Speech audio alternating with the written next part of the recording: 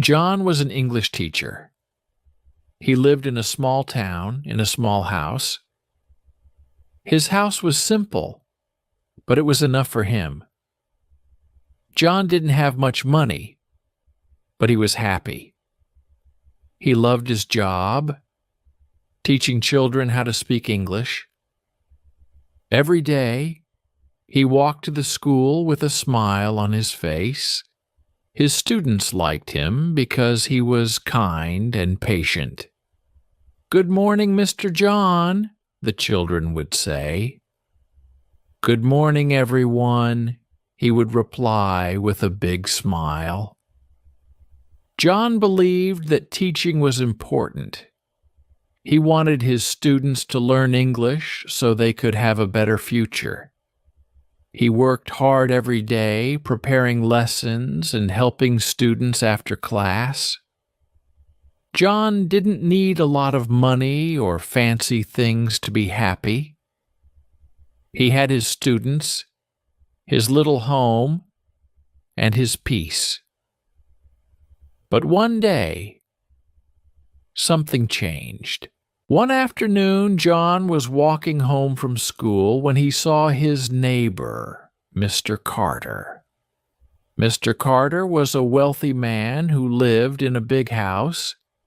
He was always dressed in expensive suits, and he had a car that was shiny and new. Mr. Carter was rich, but he wasn't very kind. He didn't talk much to people in the town, and many thought he was proud. "Hello, Mr. John," Mr. Carter said with a smile that didn't feel warm. "Good afternoon, Mr. Carter," John replied politely. Mr. Carter looked at John, worn-out shoes and simple clothes. He looked at him and said, "John, you are a good man, but look at you.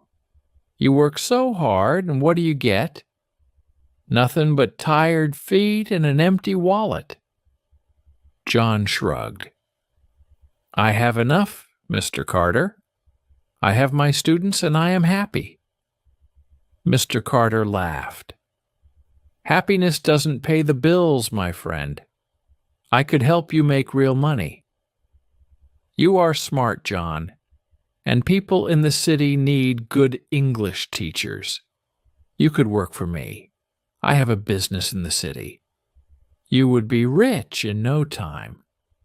John hesitated. "Rich? Yes, think about it. You could live in a big house like mine, have a nice car, travel the world. What do you say?" "I will pay you much more than the school ever will," Mr. Carter said, his voice full of temptation.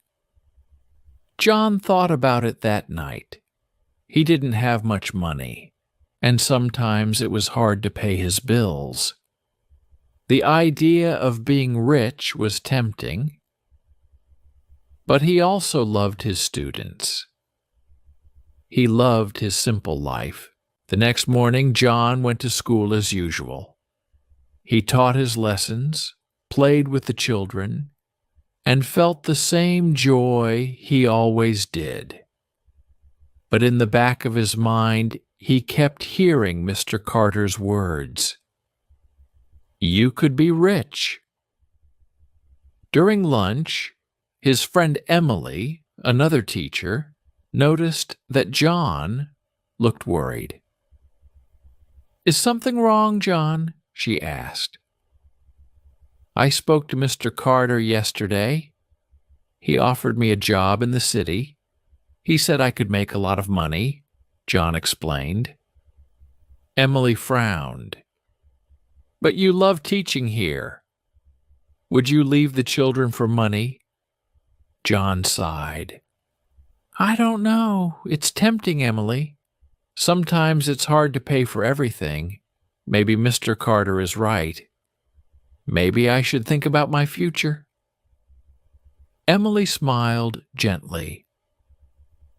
"John, you don't need to be rich to be happy. You already have something more valuable than money. You have respect, and you have peace. John thought about Emily's words. She was right. He didn't feel rich, but he had something special. He had a job he loved and students who admired him. He was part of the community, and that was worth more than money. That evening, Mr. Carter came to John's house. He was wearing a fancy suit and had a briefcase in his hand. "John, have you thought about my offer?" Mr. Carter asked, smiling in his usual cold way. "I have," John replied, "but I am not sure. I love my students and I love teaching." Mr. Carter shook his head. "Your students, they will forget you in a few years. Think about yourself. Think about the money you could have, the places you could go."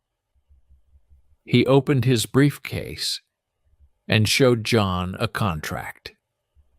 "Sign this, and you will start working for me in the city next week. You will be rich in no time." John looked at the contract. The money Mr. Carter offered was a lot. With that kind of money, he could buy a big house, a new car, and never worry about bills again. But then he thought about his students. He thought about the joy he felt every day when he taught them. He thought about the simple peace of his life. "I'm sorry, Mr. Carter," John said, stepping back. "I cannot take your offer." Mr. Carter's smile disappeared. "What? Why not? Do you want to stay poor forever?" John shook his head. "I am not poor, Mr. Carter. I may not have a lot of money, but I have something more valuable. I have peace, and I have happiness. No amount of money can buy that." Mr. Carter frowned and closed his briefcase. "You are a fool, John. You will regret this decision." But John knew he wouldn't regret it. As Mr. Carter left, John felt a weight lift off his shoulders. He had made the right choice. A few days after Mr. Carter's offer, John couldn't stop thinking about it. Something felt wrong. Why would a rich man need a simple English teacher like him? Curiosity got the best of him, and John started asking around town about Mr. Carter's business. The more he learned, the more worried he became. John discovered that Mr. Carter wasn't just a successful businessman. He was a fraud. People whispered about how he had tricked many out of their savings. He promised them success, but left them with nothing. His company wasn't honest. It was a front for stealing from others. Mr. Carter's offer to John wasn't about teaching. It was about using him to deceive people. John felt a chill run down his spine. He had almost been pulled into a trap. If he had taken the job, he would have been part of the scam. One morning, on his way to school, John noticed police cars outside Mr. Carter's house. A crowd had gathered, watching as officers carried boxes and computers out of the mansion. "They arrested him," someone whispered. "Mr. Carter's been scamming people for years." John's heart raced. He realized how close he had come to getting involved in Mr. Carter's illegal business. If he had signed that contract, he might have been arrested too. Later, John told Emily what had happened. "I almost took his offer," he said, feeling relieved. "But I knew something wasn't right." Emily smiled. "You did the right thing, John. Trusting your instincts saved you.